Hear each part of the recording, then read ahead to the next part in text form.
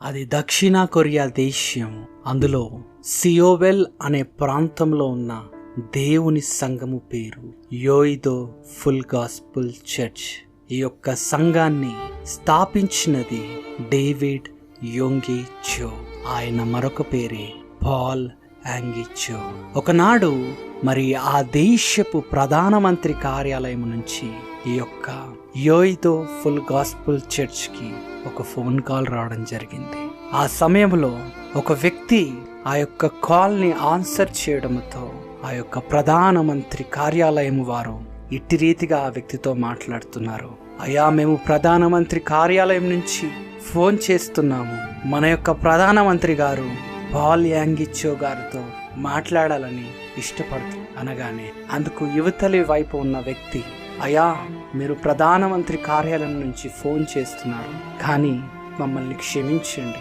Paul యాంగి చో గారు ఈ సమయంలో చాలా ముఖ్యమైన పనిలో ఉన్నారు. ఈ సమయంలో మరి ఎవరు ఫోన్ చేసినా కూడా ఆయన మాట్లాడరండి. దయచేసి మీరు సాయంకాలమున 5 గంటల తర్వాత ఫోన్ చేసినట్లయితే ఆయన మీకు అందుబాటులో వస్తారు.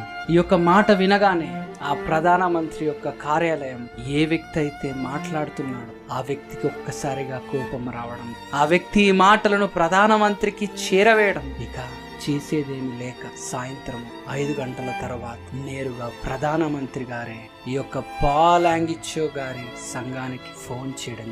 ఈసారి ప్రధానమంత్రి గారు ఫోన్ చేసినప్పుడు ఆ యొక్క ఫోన్ కాల్ ని లిఫ్ట్ చేసి పాల్ యాంగి చో గారు, ప్రధానమంత్రి గారు మాట్లాడుతున్నారు, అయ్యా, నేను పాల్ యాంగి చో గారితో మాట్లాడాలనుకుంటున్నాను, ఆయన ఉన్నారా? యువతల పాల్ యాంగి చో గారు, అయ్యా, నేనే మీరు మాట్లాడాలనుకుంటున్న పాల్ యాంగి చోని. అయితే వెంటనే ప్రధానమంత్రి గారు అంటున్నారు, ఏంటయ్యా, ఉదయకాల సమయంలో మా యొక్క ఆఫీస్ నుంచి మీకు ఫోన్ రావడం జరిగింది, మీరు ముఖ్యమైన పనిలో ఉన్నారని చెప్పారట. ఇది ఎంతవరకు సమము? మన దేశంలో అన్ని పనులను కూడా నేను పక్కన పెట్టి మీకు ఫోన్ చేస్తుంటే మీరు ఇంకా ఏ ముఖ్యమైన పనిలో ఉన్నారండి? అప్పుడు పాల్ యాంగి చో గారు చిన్నగా చిరునవ్వు నవ్వుతూ ఇలా అంటున్నారంట, అయ్యా, మీరు మన దేశానికి ప్రధానమంత్రి, అందును బట్టి నేను సంతోషిస్తున్నాను, కానీ నన్ను క్షమించండి. మీరు మీ కార్యాలయం నుంచి ఫోన్ చేపించినప్పుడు నేను ఈ యొక్క ప్రపంచానికే ప్రధానమంత్రి, మంత్రులకు మంత్రి అయినా నా దేవునితో మాట్లాడుతున్నానయ్యా, నన్ను క్షమించండి. ఆ సమయాన్ని నేను ఎవ్వరికి ఇవ్వలేను అన్నట్టుగా ఆయన జవాబిచ్చాడు.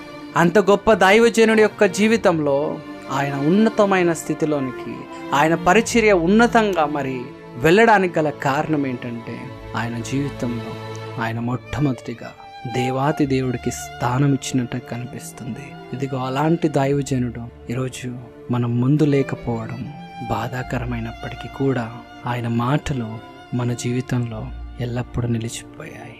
ఆయన మాదిరి మనకు కళ్ళకు కట్టినట్టుగా కనిపిస్తుంది. కాబట్టి ఆయన తుది శ్వాస వరకు ఎట్టి రీతిగా అయితే దేవునికి నమ్మకంగా బలమైన సాక్షిగా బ్రతికి తన ఆత్మను దేవునికి అప్పగించుకున్నాడో అట్టి రీతిగా మనమందరము జీవించాలని దృఢ సంకల్పాన్ని కలిగి ఉండి దేవుడి యొక్క సాక్షి బిడ్డలుగా బ్రతుకుదాం. దేవుడు మిమ్మల్ని మీ కుటుంబాలను దీవించి ఆశీర్వదించునుగాక. ఆమేన్.